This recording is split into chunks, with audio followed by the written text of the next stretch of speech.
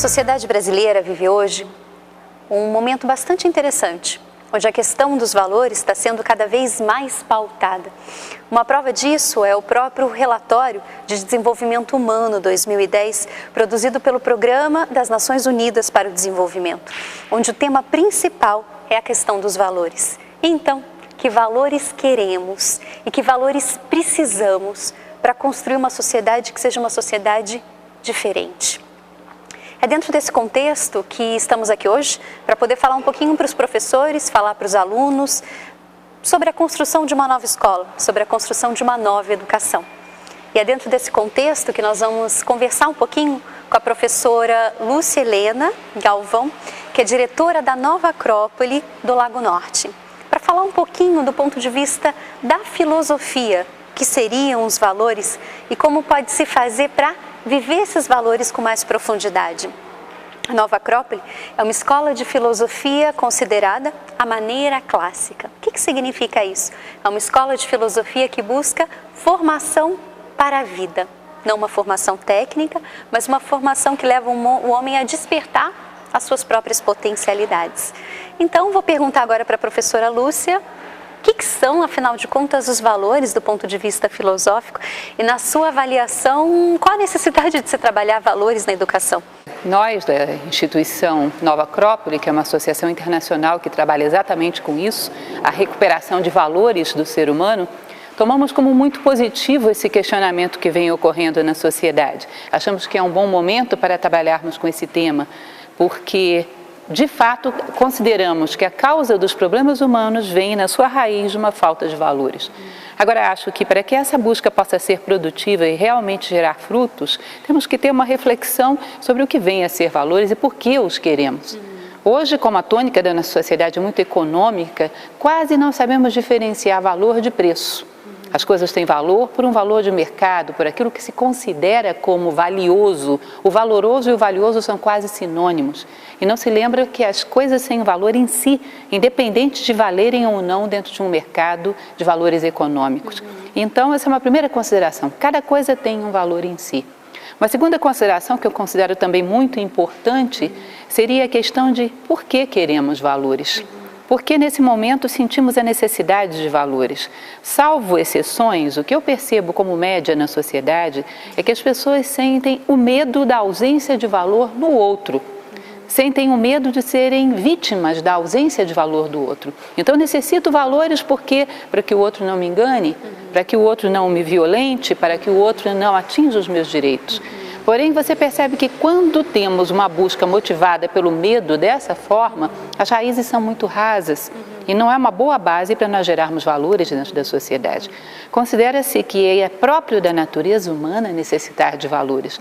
Que aí a gente poderia falar, puxar um pouquinho o antigo filósofo, mas que é muito atual, que é Platão, que ele fala um pouco a respeito dessa necessidade de valores. E ele diz, olha, quando a sociedade busca valores apenas por uma precaução, por um pacto social, ou seja, eu tenho valores para não ferir os seus direitos e você tem para não ferir os meus, mas no fundo nenhuma de nós ama os valores, dificilmente isso vai ter raízes profundas. Então eu não sou bom porque tenho medo de atingir alguém ou que alguém me atinja, sou bom porque amo a bondade.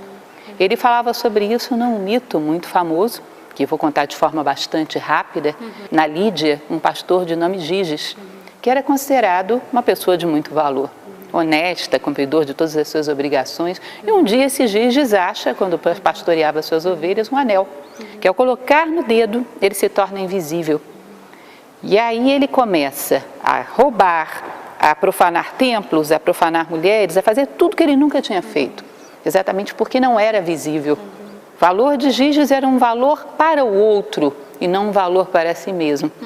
E Platão ainda vai um pouco além, porque ele diz, olha, Giges achasse esse anel e continuasse fiel aos seus valores. As pessoas poderiam até elogiá-lo por medo de serem vítimas da sua invisibilidade. Mas dentro delas, muitos pensariam, como ele é bobo, né? E se fosse eu achar esse anel? Olha quanta coisa eu faria, que oportunidade. Por que essa oportunidade não surgiu para mim? Então eles dizem, intimamente, as pessoas não amam os valores, mas os desejam socialmente, como pacto social, para não se ferirem uns aos outros, ou seja, mais por medo do que propriamente por amar os valores.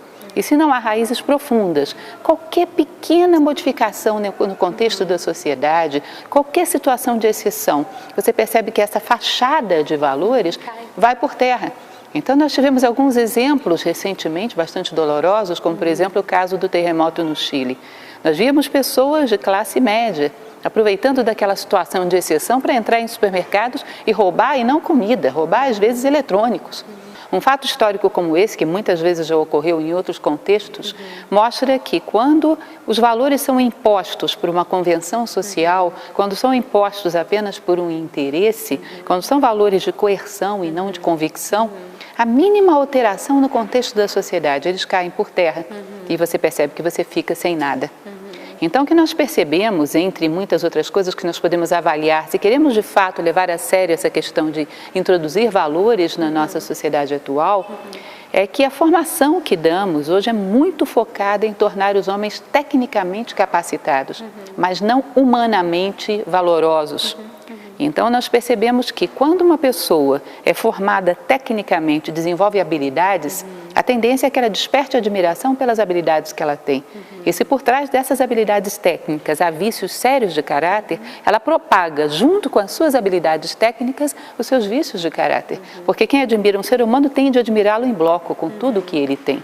Então, muitas vezes, do ponto de vista técnico, a formação contribui para o avanço da humanidade. Mas, do ponto de vista humano, faz com que a humanidade retroceda, porque muitas vezes temos técnicos muito bem formados, mas que humanamente necessitam de uma básica formação em valores. Então, eu considero que aquele antigo ensinamento que tantas tradições falavam e que a gente muitas vezes entende muito pouco, de que o ensinamento se dá mediante o exemplo, isso hoje é mais do que nunca necessário. Existe um conto de fadas, que é o do Patinho Feio, que mostra que o Patinho Feio só reconhece a si próprio como um cisne quando ele vê outro. O ser humano necessita encontrar um ser humano que tenha valores, que seja humanamente bem formado, para perceber a diferença que isso faria na sua vida. Daí que nós consideramos na filosofia, em Nova Acrópole, que a educação é uma formação de valores a partir do educador, em primeiro lugar. Porque educar é eduzir, é trazer à tona. Se trazemos à tona em nós, como educadores, esses valores humanos, esse referencial humano, nós podemos ser referencial para outros, porque o ser humano se inspira muito em modelos. Platão costumava dizer, mais uma vez, o filósofo Platão, tão antigo e ao mesmo tempo tão atual, que a melhor coisa que podemos fazer por aqueles que amamos é sermos melhores como seres humanos, porque só assim teremos realmente algo a dar a eles. A senhora falou bastante sobre valores como alguma coisa que o indivíduo deveria conquistar de uma maneira mais permanente, né? Não é só um valor por uma conveniência, mas é um valor por aquilo que ele traz intrínseco, né? O amor pela justiça, o amor pela beleza, para que o ser humano possa viver isso independente das circunstâncias. Agora, como fazer isso?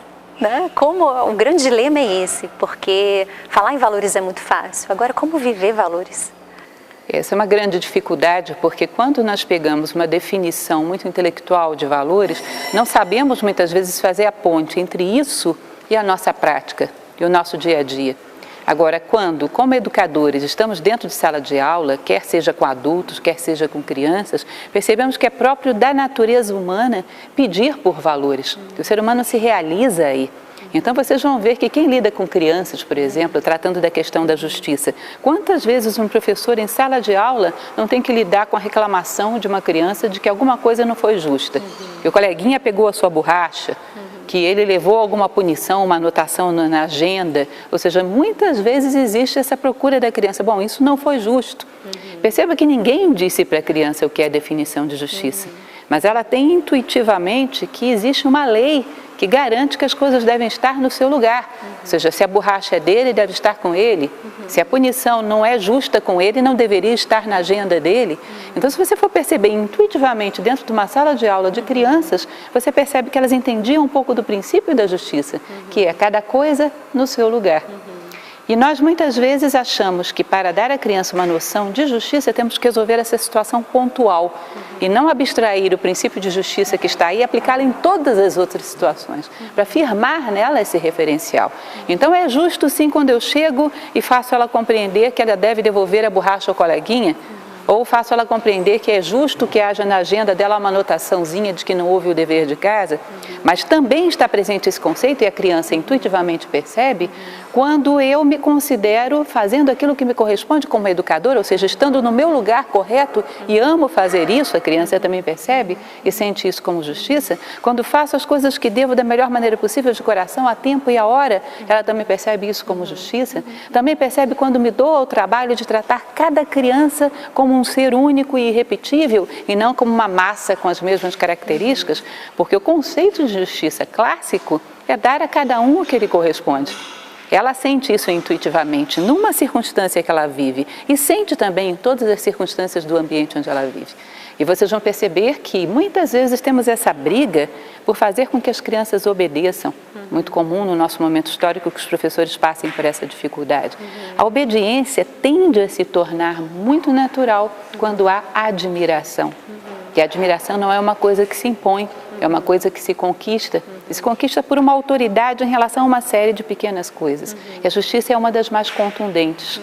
Quando esse aluno sente que em qualquer contexto, aquele educador sabe colocar as coisas exatamente no lugar que lhes corresponde, ele confia que numa circunstância prática em relação a ele, esse educador também vai saber colocar as coisas onde lhe corresponde, ainda que ele ache que isso não lhe beneficia.